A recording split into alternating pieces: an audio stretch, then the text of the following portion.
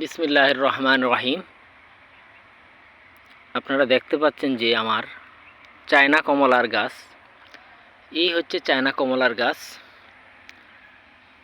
গাছটার বয়স 3 বছর 2 মাস হবে আর কি। 3 বছর 2 মাস বা 3 মাস হবে।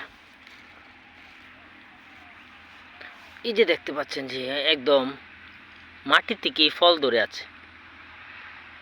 এই গাছটার খুব বেশি উঁচা না, হয়তো 6 ফিট হবে। এই যে আমি যদি দেখাই, আমার মাথা থেকে আর 1 ফিট উঁচা হবে বা 1.5 ফিট উঁচা হইতে পারে। তাহলে এটা অনেক ফল কিন্তু ছিল, আমরা তুলেছি। এই যে আমার হাতে দেখা যাচ্ছে যে এটার মধ্যে রসে ভরপুর, একদম হলুদ দেখা যাচ্ছে। এটার সমস্যা হচ্ছে এটার প্রত্যেকটা গলার মধ্যে, এই যে আমি যদি ছাড়িয়ে দেখাই, যে এই যে গলাটা, এটার মধ্যে কমপক্ষে 2টা বীজ আছে। এই যে দেখা যায় মনে হয় 2টা বীজ আছে। বীজগুলা একটু বড় বড়, এটাই হচ্ছে সমস্যা। এই গলাগুলি যেহেতু ছোটো, কিন্তু বীজগুলা অনেক বড়। এই বীজগুলা বড় হওয়ার কারণে এটার মুখে দিলেই মুখের মধ্যে আগে বীজগুলা লাগে। এটাই একটা প্রধান সমস্যা আমার মনে হয়। এছাড়া মিষ্টতা কিন্তু মোটামুটি ভালো।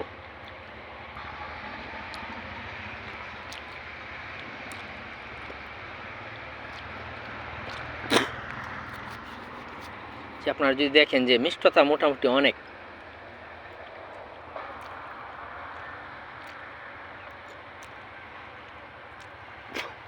এই যে বিচি, আমরা যদি দেখাই, এই যে বিচি মোটামুটি অনেক বড় বিচি।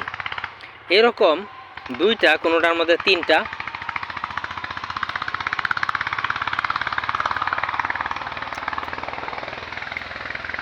দুইটা 3টা বিচি আছে। এই যে এটার মধ্যে 3টা বিচি আছে। এই যে আপনারা দেখতে পাচ্ছেন যে 3টা বিচি আছে। এই 3টা বিচি কিন্তু কামড়ের মধ্যে পড়ে, দাঁতের মধ্যে বাজে বা মুখের মধ্যে একটা বিশৃঙ্খলার সৃষ্টি করে। কিন্তু আমার এখানে আরও কিছু জাত আছে, আমি আপনাকে দেখাই।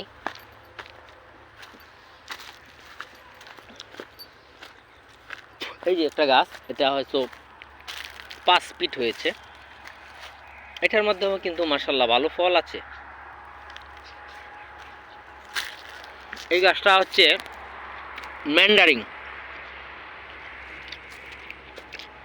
গত বছর অনেক ফল হয়েছিল, এই বছর ফল কম ম্যান্ডারিনের মধ্যে। এই যে দেখতে পাচ্ছেন কিছু ফল অবশ্যই আছে, কিন্তু ম্যান্ডারিনের টকটা বেশি, টকের অংশটা বেশি। তারপরে আমরা যে গাছটা দেখাবো সেটা হচ্ছে দার্জিলিং।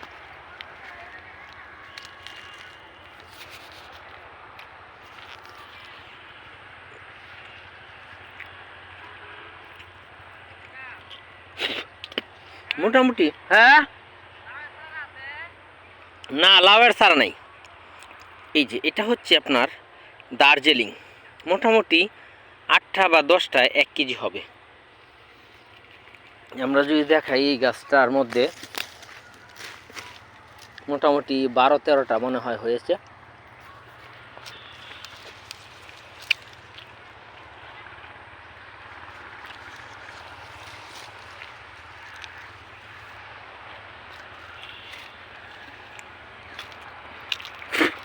এটা থেকে আমরা আরো বেশ কয়েকটা তুলেছি।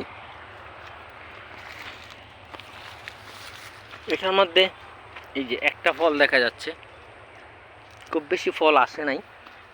এই যে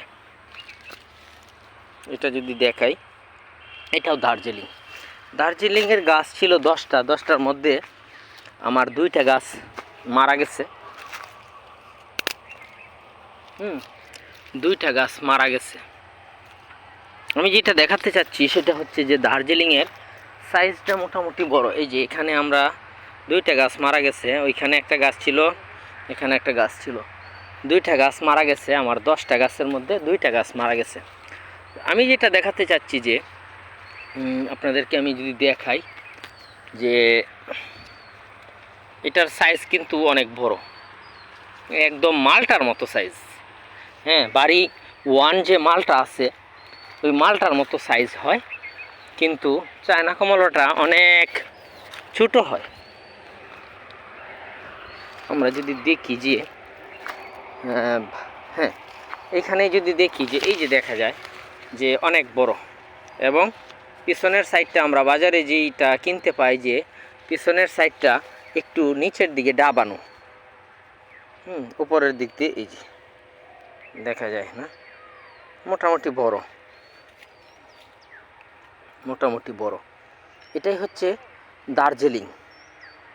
হ্যাঁ, তো এটার তুলনায় আমি যদি একটা ম্যান্ডারিং তুলি, ম্যান্ডারিংটা যদিও মোটামুটি বড় হয়, এটা ম্যান্ডারিং, আমি একটা বড় ম্যান্ডারিং তুলি, সবচাইতে বড়। এই যে আমার এখানে যে এই গাছটা কিন্তু বড়, ম্যান্ডারিংয়ের গাছটা মোটামুটি বড়। এই যে ম্যান্ডারিংটা দেখতে পাচ্ছেন, এটা কিন্তু চ্যাপ্টা হয়। এই যে দেখতে পাচ্ছেন যে ম্যান্ডারিংয়ের তুলনায় দার্জিলিংটা অনেক বড় তুলনামূলকভাবে। ম্যান্ডারিং কিন্তু এর চাইতে বড় হয় না, কিন্তু দার্জিলিংটা কিন্তু মাশাল্লাহ অনেক বড়, তাই না? এই তিনটার সমান একটা হবে। আবার চায়নাটা যদি দেখাই আমরা, চায়নাটা আর ম্যান্ডারিংটা প্রায় সেম। এই যে ম্যান্ডারিংটা চায়নার থেকে একটু বড়, একটু বড় হবে চায়না কমলার চাইতে ম্যান্ডারিং। এটা কিন্তু ম্যান্ডারিং আর এটা চায়না। তো ম্যান্ডারিংয়ের যে সমস্যাটা, এটা হচ্ছে যে এটা টক বেশি, পাকলে টক কিছুটা থাকে, কিন্তু একটা ফ্লেভার আছে, আলাদা একটা ফ্লেভার আছে। আর আমরা যদি বলি যে দার্জিলিংয়ের মিষ্টতা আছে এবং চায়না কমলাটারও মিষ্টতা আছে, কিন্তু চায়না কমলার মিষ্টতা থাকলে কি হবে, চায়না কমলার মধ্যে যেই সমস্যাটা আমরা ফিল করি সেটা হচ্ছে বিচিগুলি কামড়ের মধ্যে পড়ে যায়। এটা হচ্ছে একটা বড় সমস্যা। কিন্তু চায়না কমলা প্রচুর ধরে, অন্য জাতের তুলনায় আমরা যদি দেখি যে চায়না কমলাটা সবচেয়ে বেশি হয় আর কি।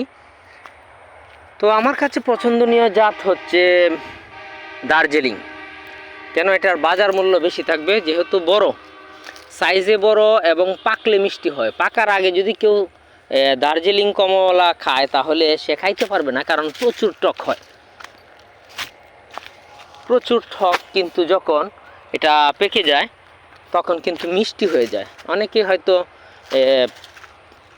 পাকার আগেই তুলে ফেলে, কিন্তু না, একদম আপনার এই যে এটা চায়না কমলা, এই চায়না কমলাটাও কিন্তু পাকার আগে টক থাকে, কিন্তু যখন এটা পেকে যায়, এরকম হলুদ ভাব ধরবে, তখন কিন্তু ভিতরের অংশটা হলুদ হয়ে যায় এবং মিষ্টি চলে আসে।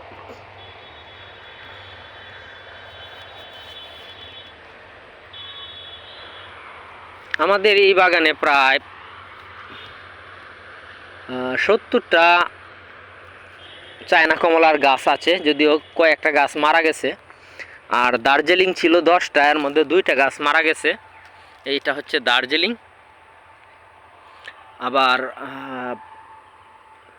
মালটা আছে 70টা, হয়তো 2-1টা গাছ মারা যেতে পারে। এভাবে আমরা প্রায় 160টা কমলা গাছ লাগিয়েছিলাম। হ্যাঁ, কমলা এবং মালটা মিলিয়ে 160 পিস গাছ লাগিয়েছিলাম। তো মাশাল্লাহ আমার কাছে মনে হয় যে চায়না কমলার চাইতে দার্জিলিং কমলার সাইজটা যদি আপনাদেরকে দেখাই, এই যে দেখা যায়, এটা কিন্তু দার্জিলিং মোটামুটি অনেক বড়। আমরা যদি এটা তুলি,